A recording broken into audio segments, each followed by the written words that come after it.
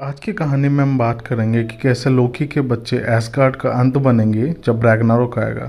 लोकी की शादी अंगबोदा से होती है। अंगबोदा एक जायंट थी। उसके साथ लोकी के 3 बच्चे भी होते हैं जिनका नाम फेनरिर, हेल और योरमुंदर होता है। एक बार ओडिन जब महल में सो रहे होते हैं तो उन्हें सपना आता है। सपने में वो देखते हैं कि एस्गार्ड पर हमला हुआ है और सभी लोग मर रहे हैं। उस हमले में लोकी के 3 बच्चे भी हैं जो कि एस्गार्ड के लोगों को मार रहे हैं। और ओडिन का सपना अंत में जब खत्म होता है तो वो एक भेड़िए के दांतों के सामने खड़े होते हैं। यह देखकर ओडिन नींद से उठ जाते हैं, पर उन्हें पता था कि यह सिर्फ कोई सपना नहीं है, यह एस्गार्ड का अंत है जिसमें लोकी के बच्चे भी शामिल हैं। इसके बाद ओडिन सभी देवताओं को इकट्ठा करके उन्हें ये बात बताते हैं। वो कहते हैं कि उन्हें सब रोकना होगा वरना एस्गार्ड का अंत निश्चित है। इसके बाद सभी देवता लोकी के पास पहुंचते हैं और उससे उसके बच्चों का पता पूछते हैं।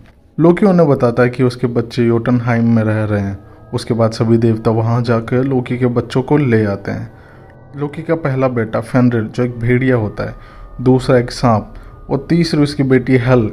ओडिन उन तीनों को एस्गार्ड लेके आते हैं और डिसाइड करते हैं कि वो उन्हें मारेंगे नहीं, क्योंकि तब वो बहुत छोटे होते हैं। तो ओडिन उन सबको कैद कर लेते हैं।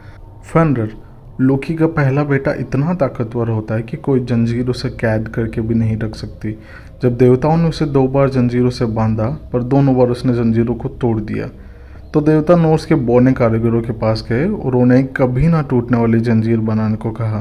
तो उन्होंने ग्लिवनीर बनाया जो कि दिखने में एक रिबन जैसा था, पर दुनिया की सबसे मजबूत चीज़ों से बना था, इसलिए उसे तोड़ पाना असंभव था। जब वो रिबन लेकर फेनरिर के पास जाते हैं तो उसे कहते हैं कि हम तुम्हें छोड़ना चाहते हैं, पर उससे पहले रिबन तुम्हें बांधना होगा। तो फेनरिर जवाब देता है कि गारंटी के रूप में किसी देवताओं को अपना हाथ उसके दांतों के बीच में रखना होगा, तभी वह ऐसा करने देगा।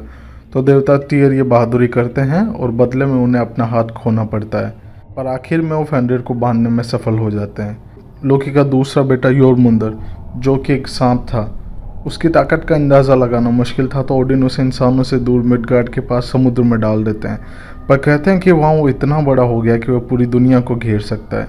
लोकी की बेटी हेल जिसका आधा शरीर एक सुंदर लड़की का था और आधा एक राक्षस का था, तो ओडिन उसे मरे हुए लोगों की धरती पर रखने का तय करते हैं और बाद में वो जगह हेलहाइम के नाम से जानी जाती है। कहते हैं जब रैग्नारोक आएगा तो फेनरिर अपना रिबन तोड़ देगा। फेनरिर के 2 बेटे चांद और सूरज को खा जाएंगे। इसके बाद फेनरिर ओडिन से अपना बदला लेगा और उसे मार देगा। बाद में फेनरिर को ओडिन के ही बेटे के द्वारा मारा जाएगा और योरमुंदर जब अपनी पूंछ हिलाएगा तो दुनिया का अंत शुरू हो जाएगा और वो इतना जहर उगलेगा कि सभी लोग मरने लग जाएंगे। पर बाद में थॉर योरमुंदर को मार देगा और खुद भी उसके जहर से मर जाएगा। और हेल रैग्नारोक के समय अपने मरे हुए लोगों की सेना लेकर एस्गार्ड पर हमला कर देगी और एस्गार्ड तबाह हो जाएगा। तो ये थी आज की कहानी। अगर अच्छी लगी हो तो लाइक, शेयर, कमेंट करें। ऐसी और कहानियों में इंटरेस्ट है तो सब्सक्राइब करें।